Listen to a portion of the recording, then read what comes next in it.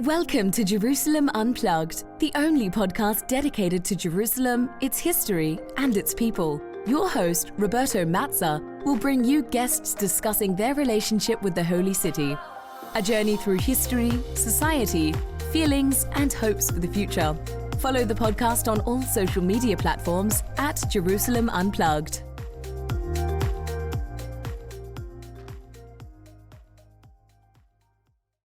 Welcome to Jerusalem Unplugged, the podcast dedicated to Jerusalem, its history, and its people. I'm your host, Roberto Mazza, and today it's with great pleasure that my guest is Professor Menachem Klein. Professor Klein is a professor in the Department of Political Science at Bar-Ilan University, but more importantly, he's the author of a large number of works dedicated to Jerusalem, particularly from the political perspective. But I will also add that Professor Klein has been heavily involved in what now is defunct, but obviously in the 90s and early 2000s was very active peace process, and he worked extensively on the question of Jerusalem.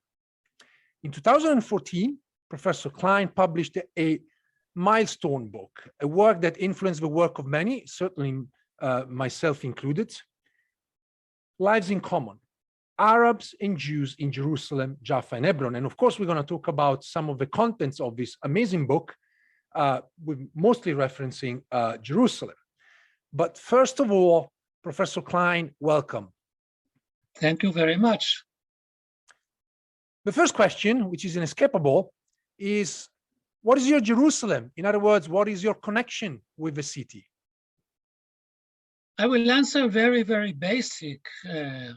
Perhaps a daily base answer on my experience in Jerusalem. This is the place where I live in. So I am a citizen of Jerusalem, and this is my city. That's it.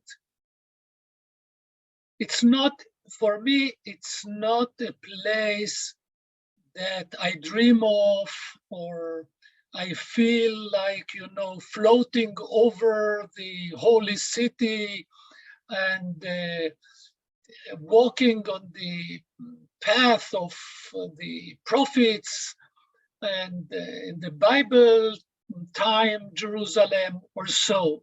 It is the place where I live my everyday life. Of course, it is also a place of full of tension, actually. It is a hard place. It's not for people who suffer from a very weak heart. I think this is an important distinction. There is a Jerusalem of its people living there on a daily basis, and of course the Jerusalem of the people outside, idealizing the city in different ways, whether for political or religious purposes. And of course, they can coexist, but also they can clash against each other. The first question of this interview that I want to ask is about an interview that you did in 1999, so a long time ago. This interview was published by the then, I think it was called Jerusalem Quarterly File. Nowadays, it's just called the Jerusalem Quarterly. And it was very much about one of your earliest books, Doves Over Jerusalem. And I was rereading this interview, and I appreciated sort of the optimism of those years. And particularly, you were talking about the fact that in the end, Jerusalem had to be an open city. But things have kind of unfolded in a very different way, and Jerusalem more and more seems to be a closed city, something that you basically argued that was not going to be possible, but eventually turned out to be true.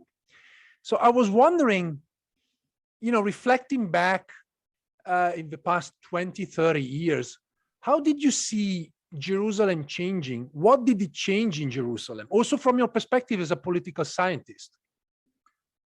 I will answer also on the changes that I went through in my own perspective regarding future Jerusalem, or the permanent status agreement, what I recommend to have between Israelis and Palestinians. But the changes in the city the city is more tense. It was always a very, very tense place where all the Israeli domestic conflicts clash and the Israeli-Palestinian conflict happens. It's the scene of the stage over which the Israelis and the Palestinians clash, sometimes negotiate. And also the platform over which Israelis and Palestinians interact, encounter on their everyday life in a degree that does not exist anywhere else between Jordan River and the Mediterranean.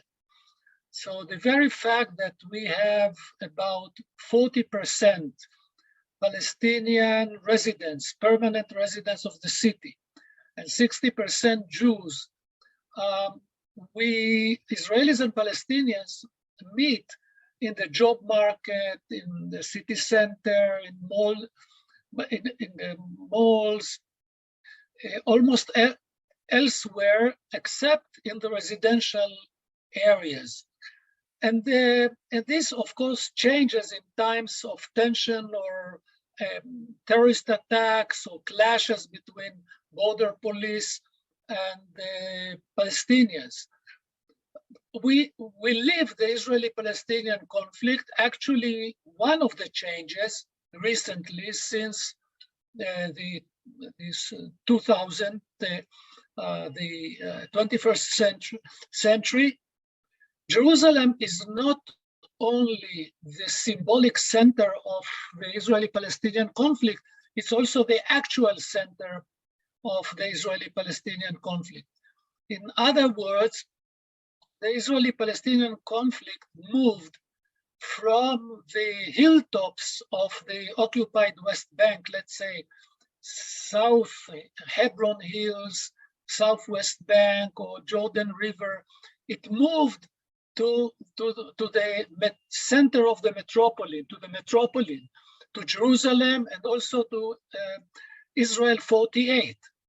We saw it last May. So this is a huge difference, that Jerusalem is not only the symbolic center, and sporadically some clashes happens to evoke here and there in Haram al-Sharif or in a neighborhood like Sheikh Jarrah and so on, but permanently all the major clashes are in Jerusalem, not in Gaza Strip. We saw it last May. In last May, the major frontier was in Jerusalem, in Damascus Gate and Sheikh Jarrah. Hamas joined or jumped on the train and sent rockets from Gaza Strip, but the center of the conflict was Sheikh Jarrah and Temple Mount and Damascus Gate. So this is a big change. Another change from the 90s, the optimism that you mentioned disappeared, and there is an atmosphere of despair or end of dreaming about a final status agreement, about a permanent peace between agreement, permanent status agreement between Israelis and Palestinians. So everyday life concerns took the place of the big dreams of the future relations between Israelis and Palestinians. What brought it about, among other things, among the failure of the peace process, the Second Intifada, is also the wall, the barrier that Israel built in Jerusalem that disconnect East Jerusalem from the West Bank, and in other parts, it divides some parts of East Jerusalem from other parts of East Jerusalem, of Palestinian Jerusalem. So the Palestinians turned from moving towards the West Bank or maintaining contacts and relationship attachment to the West Bank. More and more Palestinians now are attached or work or study in West Jerusalem, in Jewish Israeli institutions, including the Hebrew University of Jerusalem, including David Yelin College for Education for educators, and so on. So the encounter on the job market, in education system, in everywhere almost, even malls, even small malls like the one in Talpiot, you can see on daily basis many Palestinians consume, work, interact with Israelis. More Israelis learn Arabic, to speak Arabic, in order to be able to communicate with their neighbors. So there is here a dramatic shift, and it also happens because of the decline of the Palestinian Authority, of the central regime in Ramallah. So it's not just that the central authority in Ramallah, the Palestinian Authority, neglect Jerusalem.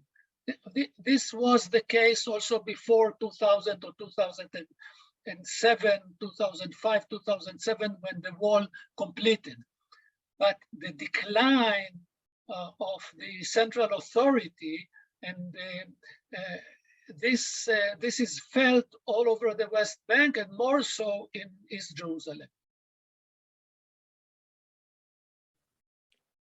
Certainly the city changed dramatically, but I think, going back to your work, some dramatic changes occurred even before. And I want to just step back, because you mentioned this constant tension, particularly in current Jerusalem. But when we look back, particularly the beginning of the 20th century, tension was there indeed, but it was a different kind of tension. Like Vincent Lemire talked about this age of possibility, you also talk about a different kind of Jerusalem at the beginning of the 20th century, not just in Ottoman times, but also throughout the British period. And so I want to bring you back there and think about this idea of lives in common. What actually does it mean, lives in common? Thinking about Jerusalem, in that particular period of time.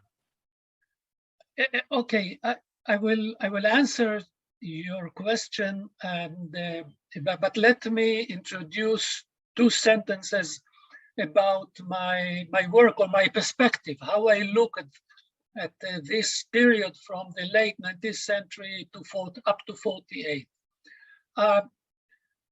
History of the average citizen, history of everyday life, which is a subject that many historians deal with and write about in European history. This perspective was neglected by Middle East historians. They were fascinated by the wars and high politics and negotiations and so on. So they neglected the average citizen, the impact of the war on everyday life, or what happens before a clash and after that, and so on. So the local perspective was absent. It's now, I hope that I contributed to fill this gap, and then now are more and more studies doing the same and enrich our perspective. Actually, all these new studies changes the textbooks that we use, the textbooks that I was educated along and brought up along. So my point of view is everyday life history. So everyday life in Jerusalem in the late 19th century, early 20th century was very, very different from medieval, let's say, or early modern times. Rapid modernization happened in Jerusalem, openness to the West.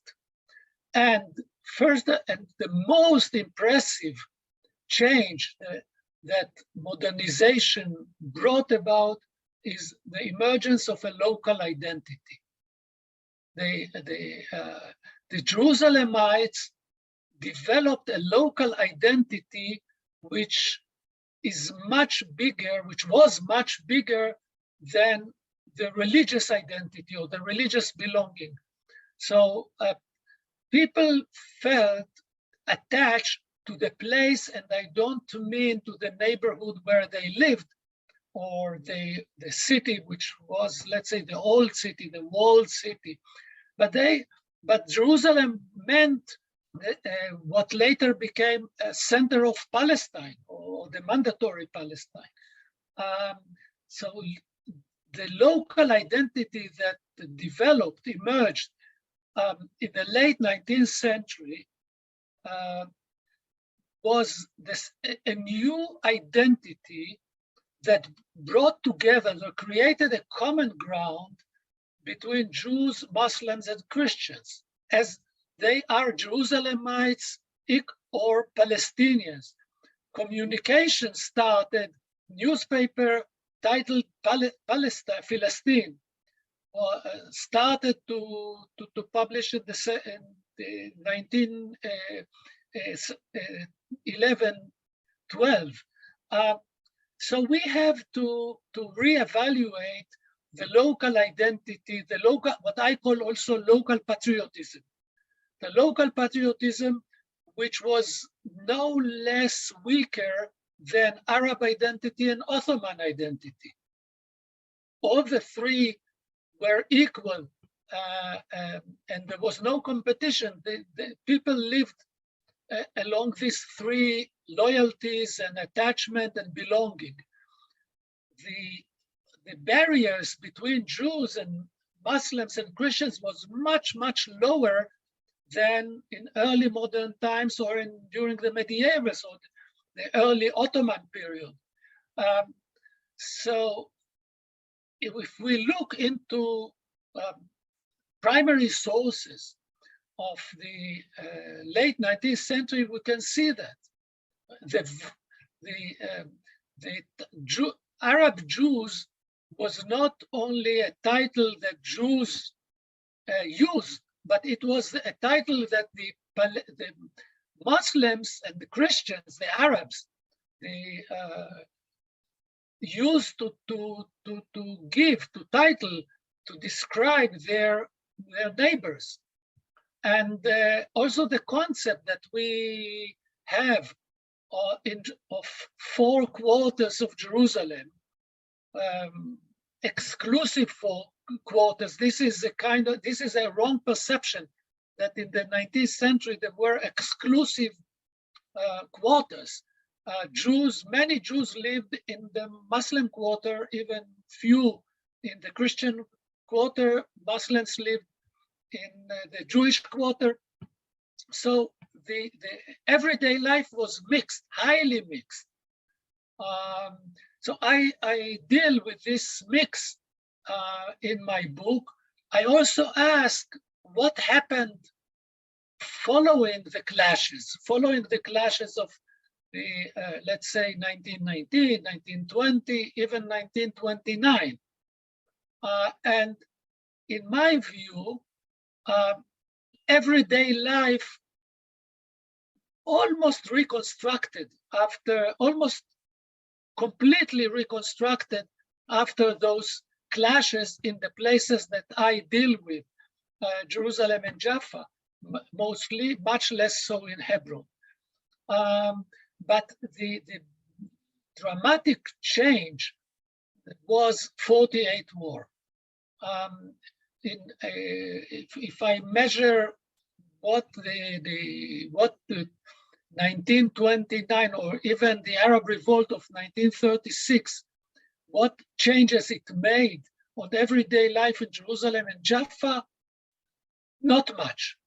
It affected psychologically several people or groups, the Zionist leadership, perhaps Brit Shalom, Ichud, groups of the doves of the Hebrew University, the professors, and so on. But on everyday life, almost everything resumed as it is.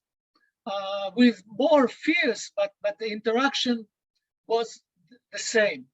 From 1945 on, when the Second World War ended, there was a gradual escalation in Palestine between the Jews and the Brits and the Jews and Arabs. That during World War II years, it was the area was Palestine was tranquil, was very calm. Everyone enjoyed the prosperity that the war brought when the Brits built Palestine as a center of supply for the big armies in Egypt and Iraq, so on. So the people lived in a kind of a bubble or in a kind of an interim period. This dramatically changed from 45 to 48. So the division of Jerusalem, the citizens' war, the terrorist attack, mutual terrorist attacks, at that time, this brought about the division in 48 and the trauma of 48, but it did not start in November 47. It started in 45, immediately after the Second World War, when the struggle resumed. So, but everyday life I would say it slightly different. There was a joint identity emerging since the late 19th century of Jews and Arabs as local patriots, as Palestinians. The two national movements, there's the Jewish national movement, Zionism, and the Palestinian national movement, each of them worked very hard to separate between the Jews and Arabs and build an exclusive national identity and a national movement, exclusive one. So we have, and I know that there are few young scholars that ask if there was a chance, there was a possibility, it could be different. And there was an Arab, let's say, Ikhud or Brit Shalom, an Arab, Palestinian Arab Brit Shalom group. In my view, I think it was there. It could happen. And we must change our perspective from a deterministic perspective, that watching our history, or the early 20th century history of Palestine as a direct line leading from one conflict to another, let's say 1909, 1911, 1919, 1920, 21, 29, 36. This is the timeline that we were brought up with as a students, or most of the textbooks on Israeli-Palestinian conflict. This is the perspective that they use. So it was deterministic, actually deterministic, and each round was more violent than the other. There was no escape from start. You find out where year zero is, never mind where on this scale year zero is, and then, like a Greek tragedy, you end up with 48, 67, then the first intifada, second intifada. Who knows where we will end in the future? It's not serious history. Serious history is, let's see what were the options and what were the decisions or the forces that brought about the next stage. Was there an alternative or not? Why people choose this and not that. It was not that. It was not written from start. Okay, it was not deterministic. So this is the way that I suggest looking at the history of the Israeli-Palestinian conflict. At each stage, the two sides met a crossroad, and they decided, but there was a crossroad and there were two options at least. And they decided to take one road, and then they moved to another crossroad. That's the way to look on the history, as far as I see it. I certainly would agree with you that the question of agency in terms of making choices has been neglected for a long time. I mean, now there are definitely more works looking into what we may call liminal figures, people that basically not necessarily recognized by history, but they were important in either making decisions or making suggestions, and then leaders took decisions. And so I think this is important. I mean, the question of everyday life is not just dictated by big events, but sometimes it's small events, decisions taken at the last minute, perhaps not the best information available, and then history unfolds. I'm just thinking about a number of works that have been published recently exactly about this, what maybe in the past were considered even negligible fact in history, but now they're very important because they tell us more about the people and how they made choices. I have one question about the beginning of your work, and you already mentioned the question of identity. In 2014, in your book, one of the most striking chapters was basically chapter 1 about Arab Jews. Now, obviously, the term Arab Jews existed before, but it was not really widely used, and not many really were interested in looking into who are Arab Jews. Nowadays, we have a number of scholars, and you mentioned some of them, younger, that are definitely working on this question of Arab Jews and how Arab Jews fit within sort of the Palestinian society, and then later on, obviously, through the Mandate era, trying to figure out who they were in between the Palestinians, the Zionists, and all of these new identities emerging. So I was wondering, you know, reflecting upon your work, who is an Arab Jew? Who are Arab Jews, and how this identity changed, particularly from the late 19th century throughout the 20th, obviously up until 1948? The term Arab Jews was used. I did not invent it. The term actually I found out that the term, the first, as far as I know, was used, the first time was used by a traveler, a Jewish Ashkenazi traveler traveling here in Palestine in the late 19th century, and he wrote about Arab Jews. For him, these were Jews, but they were Arabs in their culture and the language, in everyday life. So this person was the first, as far as I know, to use Arab Jews. It was not Albert Memmi in the 70s regarding the Algiers the Jews in Algiers. The term Arab Jews was used in research regarding North African Jews, Iraqi Jews, but till I published my book, till my study, no one used it regarding Palestinian Jews.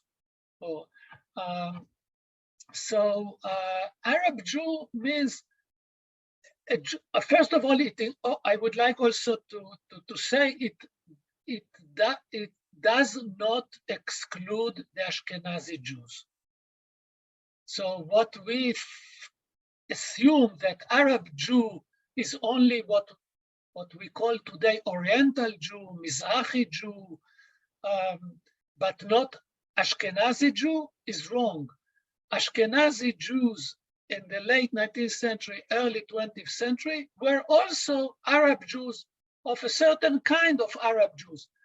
They spoke Arabic, they lived among Arabs, they were integrated in a way or another in the surrounding culture, language, norms, everyday life, tempo, and so on. So Ashkenazi Jews were also Arab Jews. They were accepted by their neighbors as Arab, as local patriots. Actually, once I had a very hot debate with the author A.B. Yoshua. He called me after publishing my book, and he was unhappy that I use Arab Jew regarding his father. I wrote much about his father, Avraham Yoshua. Yoshua, it's because his father wrote extensively about everyday life, and I called him Arab Jew, and he told me no, he was not an Arab Jew. So we agreed that I will call him Palestinian Jew. So he was very happy. Palestinian Jew, that's it. My father would have been very, very happy to hear this title, Palestinian Jew. Actually, local patriotism or Arab Jew as a local identity was shared by Ashkenazis, by Moroccans, immigrants from Morocco, immigrants from Russia, and other places, Central Europe as well. So that came in the 18th century or mid 19th century. They became local residents of the city of Palestine. So the identity, I argue, and here I beg to differ with some textbooks, like the textbooks of Yoshua Porat on the emergence of the Palestinian national movement. So according to what I learned when I was a student, that the Palestinian national movement did not exist, or there was no Palestinian identity before the second decade of the 20th century, before the end of the Greater Syria regime, the defeat of Faisal in Damascus. Only when the Ottoman identity collapsed and then the Arab regime in Damascus destroyed, only then, as a default option, Palestinian identity emerged. I think that this has no base if we go back to everyday life and what people wrote and how they defined themselves. Not the elite that was represented in Ottoman institutions, but the people in the streets. Local identity emerged as part of modernization by the local people at the end of the 19th century. Here I also would like to mention another mythos, another myth. The Zionist myth is that only the Zionists developed Palestine. Modernization was introduced to Palestine exclusively by the Zionists, including to Jerusalem. You can see this theme developed by Yoshua ben Aryeh, for instance, in his books. It has no historical ground. It is a wishful thinking or a Zionist myth. Jerusalem was developed not only by Zionists, but also by Palestinians. Palestinians developed Jerusalem. They went out of the walls, not only Montefiore and the Jews and the Zionists, but also the Palestinians. And they developed Jerusalem, and we can see it along Jaffa Street and westwards and Ben Yehuda Street and all what became mandatory time city center. So the Palestinians developed Jerusalem, and modernization created local identity, Palestinian identity. The Palestinian national movement and the administration that the British occupiers or the British mandatory regime built in Palestine was built on the local identity. The local identity presented the administration, not the administration created an identity. The administration enjoyed an identity that was developed by modernization, by religious festivals like Nebi Musa and Nebi Rubin, and so on. All this that I describe in my book, this was the base on which later the administration developed and rely on. The two national movements worked very hard in order to create exclusive, not multi-ethnic identity, Palestinian identity, but exclusive identity. And actually, unfortunately, they succeeded in their project. And there was the civil war of 48 and the clash in 48, which created many tragedies in the city and beyond, in Palestine. Talking about modernity, you just remind me that I recently read a book about German Jerusalem by Thomas Parr. And surprisingly, well, probably I should say unsurprisingly, well, he makes the claim that modernity was obviously brought by the British and of course by Western European Jews, mostly the Germans and others, which is always like a surprise because there've been now decades of writings proving that actually modernity, as you mentioned, was a mixed concept that was brought by different people and of course was also locally produced by Palestinians and supported by the Ottoman government. But I guess that's a stereotype that would be very hard to remove, probably from many other writings in the future too. But that brings me to a question, because the book of Thomas Parr actually is about German Jews mostly in Jerusalem, and that reminds me that Jerusalem is a mixed city. And now you talk about mixed cities in your book, obviously, because you talk about living commons in Jerusalem, Hebron, and Jaffa. Now, Hebron was a mixed city, still a mixed city in different ways. There were obviously Jerusalem and Jaffa. But the concept of mixed cities became also very important, as you mentioned, at the very beginning, during the summer, when for the first time, Palestinian citizens of Israel began to sort of take action in cities like Ramla, Haifa, and others, which are considered mixed cities. And, you know, there's always been this idea that, well, they are fully integrated and they will never sort of act against their fellow citizens. But we saw that actually turned out to be different. And so I was wondering to what extent the concept of mixed cities is still valid and whether Jerusalem, in fact, is a mixed city and how is a mixed city. Okay, we have to change our perspectives on Israeli mixed cities and the Israeli Palestinians, actually. But regarding Jerusalem, Jerusalem is a binational city. It's not a Jewish, exclusive Jewish city. The Jews dominate, but 40%, or about almost 40% of the Jerusalemites are non-Jews, neither Jews nor Israelis. They are also not citizens, they are permanent residents, but they are on the ground. They have their own identity.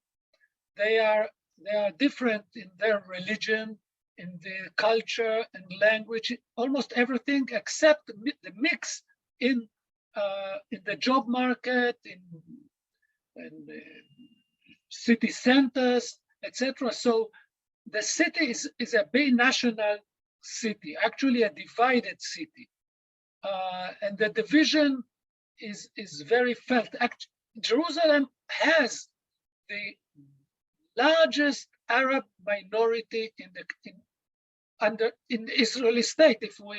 If we take the Israeli claim that Jerusalem is united and Israel implied its rule over its law over East Jerusalem, so by that Israel created the largest minority, Arab Palestinian minority in the state of Israel. So this is very, very different than Haifa or Acre or Lod or Ramle or Beersheba. What happens in the other Israeli cities is that there is both greater integration of the Israeli Palestinians in the general society, but Israeli Palestinians move towards to live in Jewish neighborhoods, to work in Jewish occupation fields, okay, the job market, more educated, the expectations rises, and then the Jews reject them in different ways. Let's say, even legally by the basic law, Israel is a nation state of the Jewish people, for instance. So the Jewish majority goes back to its ethnic rules and ethnic roots much more than ever before as a reaction to the growing interaction of the Israeli Palestinians. So here we have the two pull and push movements at the same time. This creates conflicts. This creates rejection, expectations rejected, there is a conflict. So the Israeli Palestinians, the young generation of the Israeli Palestinians identify themselves not as Arab Israelis, but Israeli Palestinians. And they demand equality, but the majority does not want to give them equality. So this brings them closer to the Jerusalemites and the Palestinians in the West Bank.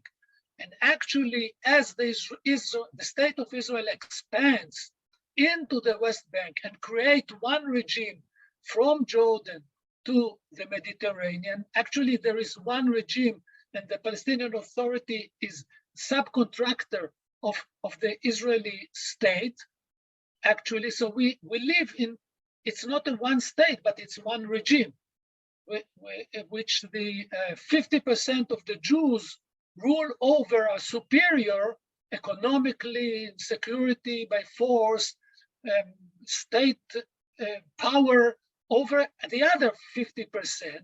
This brings closer the Israeli Palestinians to the Palestinians of the West Bank. So we face a different stage in the conflict. It's an ethnic conflict under one regime. This is a very different conflict than it was in the 20th century or the late 20th century. And therefore, the solutions and the way out of the conflict should be very different. Before we talk about politics, I want to bring you back to the question of everyday life. I'm an historian. I'm fascinated with the aspects of everyday life. And I was wondering if you can give us a sense of actually maybe some examples of everyday life in Jerusalem, particularly in the late 19th century, obviously late Ottoman era, and maybe also throughout the British mandate, so through the 1920s and 30s.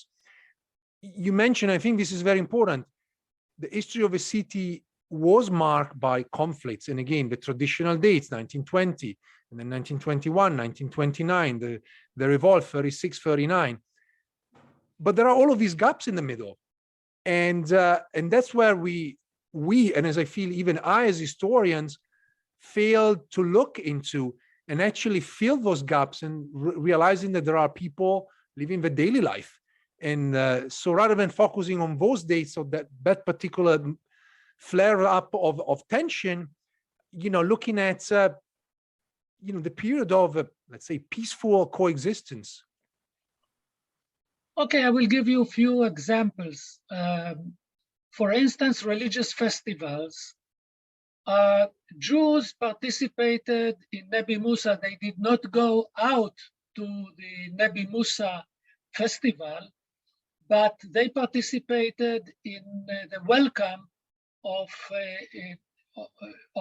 those who celebrate Nebi Musa. When they came on their way down to Nebi Musa, they came first to Jerusalem, and their way back from Nebi Musa after a week, the Jews participated in welcoming back to the city.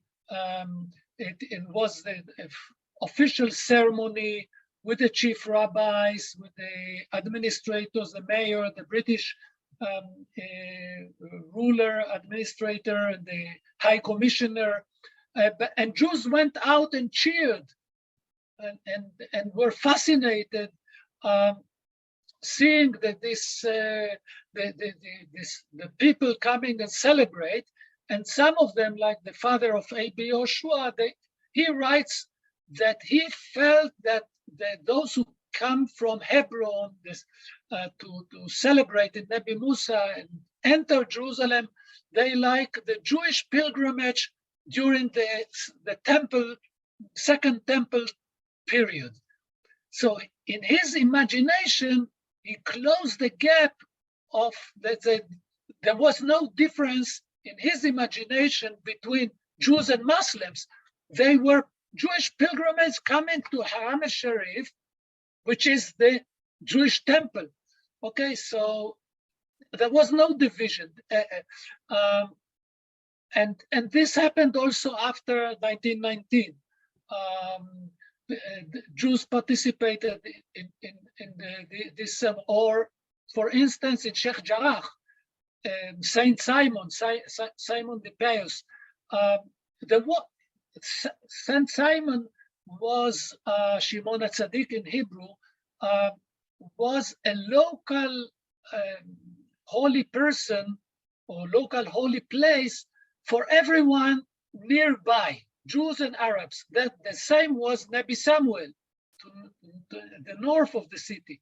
It was a local saint that all the local people all around, Jews, Arabs, used to pray to and believed in his miracles, and celebrated the annual festival of Shimon HaTzadik. Today, it is exclusive Jewish. The Palestinians face evacuation from houses next by Shimon HaTzadik in Sheikh Jarrah. This shows a huge difference.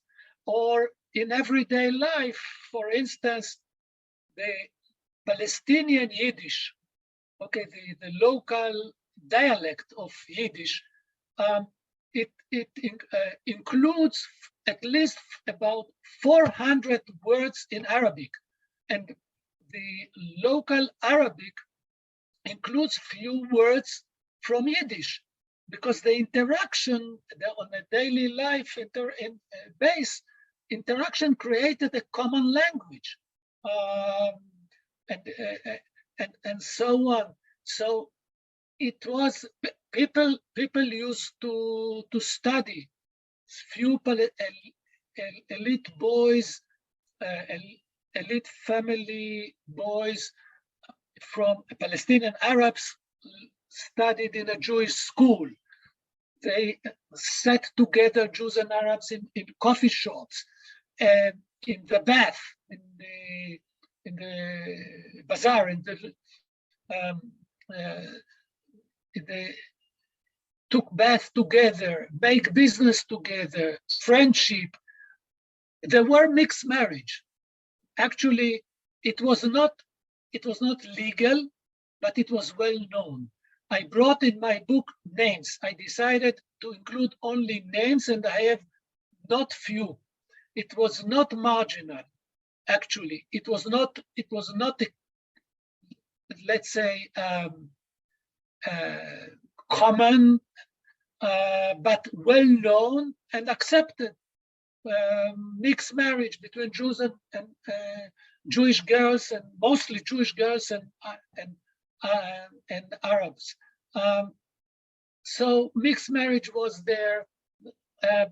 Jews established, even I did not have a chance to include it in my book, but I saw a photo of this team, a football yeshiva students in the early, I think 1911 or 13, but not later of 1913. There was a football team of yeshiva students in Jerusalem. Now, ultra-Orthodox College of Yeshiva established a football team that played against the Arab College and teams coming from Beirut outside the Jaffa Gate, somewhere between Baba Zara area, where today it's Musarara and Mea Shearim. And it was only 2 years after the soccer was introduced into Palestine, to the Anglican, the English school, the college. So the Ashkenazi Jews very, very fastly endorsed the football in yeshiva. Now today, you don't have one single yeshiva that has a football team, official, not as a hobby, on Friday afternoon, but official with, the shorts, the team clothes, and so on. So this is not only modernization, this is culture. It's everyday life culture and encounter. People met in Cinema Zion. For instance, unions used to call for meeting in Cinema Zion. And the announcement on the meeting was published in 3 languages: Hebrew, Arabic, and English. And it was very, very common. Concerts in YMCA, West Jerusalem, was shared by the elite members of all the 3. In King David, the elite met in the lobby, and they danced together. Few Jews were invited by Katie Antonius to her parties, it was not only a party, it was a salon, 18th, 19th century style salon. There were 2 Jews that permanent inviters to this salon. So it was very, very, very mixed. On the top of the national movement, there was a serious division between the 2. But on everyday life, the city was highly mixed. I always tell my students when talking about intermarriages and mixed relations, particularly at sort of a, let's say, daily life kind of level, that my grandfather was a fascist. I'm Italian, and he volunteered with a fascist to go to Spain. And my grandmother was in the resistance as a communist fighter. I don't know how that happened, but did it happen?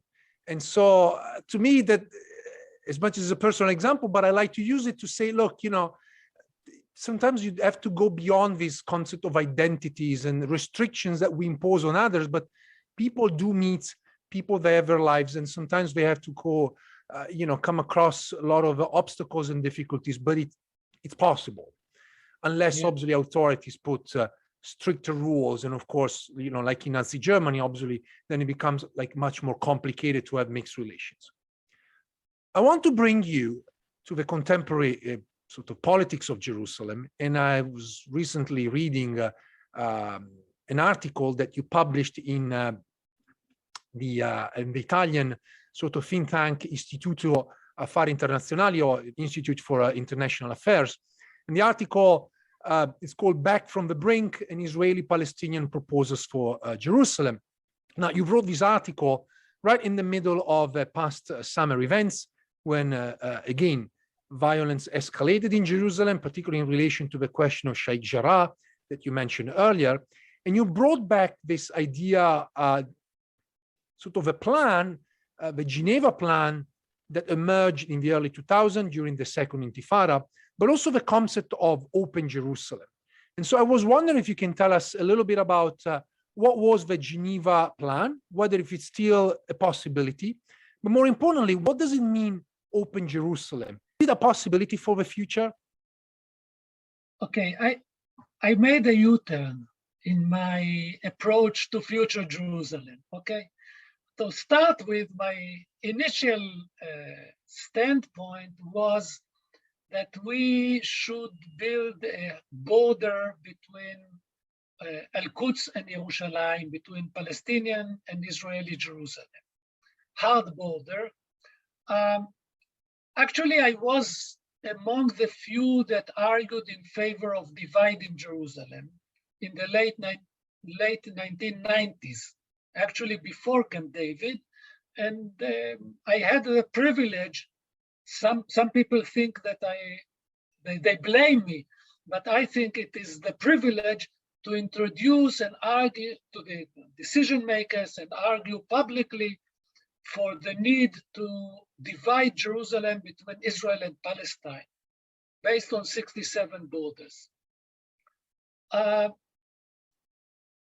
Geneva Initiative in 2003 is the follow-up project of what started in Camp David 2000. So it's a very detailed plan how to divide Jerusalem, how it will look like, and how a permanent status agreement also outside Jerusalem looks like, and it is possible. Now, since 2003, much happened on the ground. And this brought me to check whether the solution that we found in 2003 is still available. It is possible to implement on the ground. And we still work, it is we start, I say we, few activists in Tel Aviv and Jerusalem and Ramallah that we were involved in track 2 negotiations since '94, in professional assistance to the talks in Camp David and in Geneva. A team of us continue to work on assuming that, okay, we need to see whether the vision is feasible and desirable today.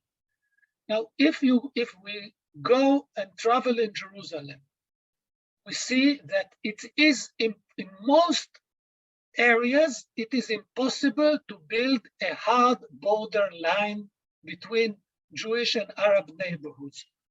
And as time passes, more Jewish new neighborhoods build close to the Palestinian neighborhoods. And therefore, the question is whether the two-state solution or two capitals is still alive. In my view, it is still possible, but it is impossible to divide physically, as we once thought, Jerusalem. We need to think differently. Now, it means open Jerusalem.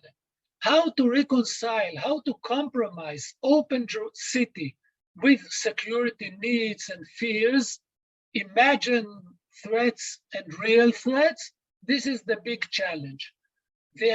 Economically, or the arrangements, let's say, regarding currency, trade, customs, and so on, all these fields, we have convincing options. Not one option, there are few options.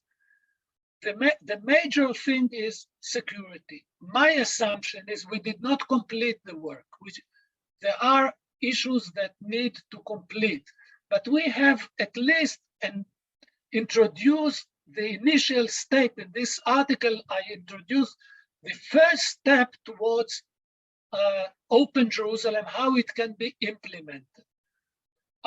We need to work more regarding security, but I'm very optimistic based on new technologies. So we could see in COVID-19 how new technology can help us to follow people, to identify where a person is. We have biometric technologies now in border crossing. We use advanced technology in order to make our life easier. The way that the Israeli security institution or people who are graduates of or retired from the security establishment, they think in terms of the 1990s, of the old days.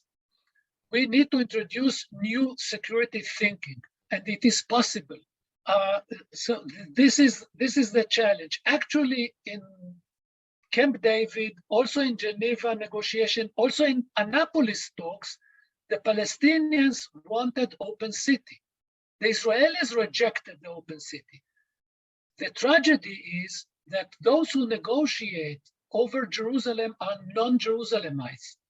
They are ex-generals or politicians that they do not live in the city. They don't know how a city, not Jerusalem, but any city functions, how far openness or dead end can build or destroy a city.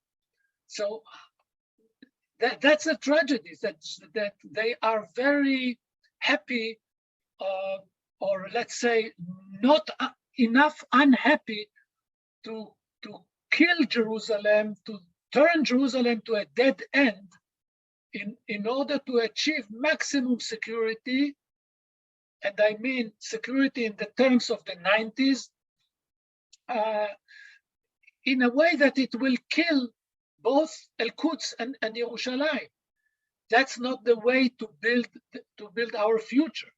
So we have to change our perspective, to rely more on new technologies, and to create a system that will keep Jerusalem maximum, as far as we can, open, and then we will enjoy a different Jerusalem. So imagine that we will have in Jerusalem 9 million tourists per year. That 9 million is the number, let's say, average number without COVID-19 that visit Cairo pyramids, okay? 9 million tourists wanting to enter the Jaffa Gate or enter the old city through Damascus Gate, plus local Israelis, Jews, and Arabs. It is impossible to build there a visa checkpoint or a security checkpoint. It is impossible. So we need to think very differently how we supervise such a great number of tourists, of visitors, how we do not destroy the old city with its bazaar and the people who live in the Muslim and the Jewish, the Christian, Armenian quarters, etc. We keep it alive, not as a museum, as an empty place. So this is the challenge, and therefore negotiations cannot be managed without the local perspective and the local interest. It is irresponsible to leave it only to those who leave the negotiations and the future of Jerusalem in the hands of those who live in Tel Aviv. I think what you just said about the fact that any agreement should be left with Jerusalemites instead of people outside from Jerusalem should be really at the very top of any future either plan, but also idea about how to proceed to the, moving for the next step forward. and I think the events of the summer really highlighted that Jerusalemites, particularly Palestinian Jerusalemites, are really taking things in their own hands. And they show that they're tired of certainly being segregated by the Israeli on one side, but also neglected by the fellow Palestinians, particularly the Palestinian Authority in Ramallah. And it was like, in a sense, refreshing also to see younger, Palestinians sort of taking things in their own hands and say, this is who we are and this is what we want, instead of leaving, their representation to other people who have virtually no knowledge of that place for various reasons. As we reach the end of the interview, I want to ask one last question. Our conversation took one direction, but I was wondering if there's anything that I didn't ask that you want to talk about. No, I think that you cover the past and the present, and to some extent also the future of the city. One thing that I think it's very important for anyone who is not all close in research only, but looks outside the study, his or her study, is not being afraid to change views and not being afraid to raise voice, even or debate with axiomas that everyone accepts, and there is no debate about it. So it's and very few historians dare to step into politics or plan or suggest anything about the future. I think that more historians should be involved in what is called the negotiations, the peace process. Don't leave it only to political scientists and international relation experts. We need more humanity scholars, historians, philosophers, religious people that inspire the politicians. The view of the politicians is they have a very short sight, very, very short sight. They act under pressure of their constituencies and to immediate needs and interests. Historians look far beyond the immediate. And I do think that historians and people of literature, of humanities, can add much to negotiations. This was Professor Menachem Klein, professor in the Department of Political Studies at Bar-Ilan University, but also author of an amazing book, Lives in Common, Arabs and Jews in Jerusalem, Jaffa, and Hebron. Professor Klein, thank you so much. Thank you, Roberto. And chapeau for the Jerusalem Unplugged. Great program. Thanks for listening. If you enjoyed this episode and you'd like to support the podcast, please share it with others on social media or leave a rating and review. To catch all the latest, follow us on Instagram, Twitter, and Facebook @Jerusalem Unplugged. Thanks, and I'll see you next time.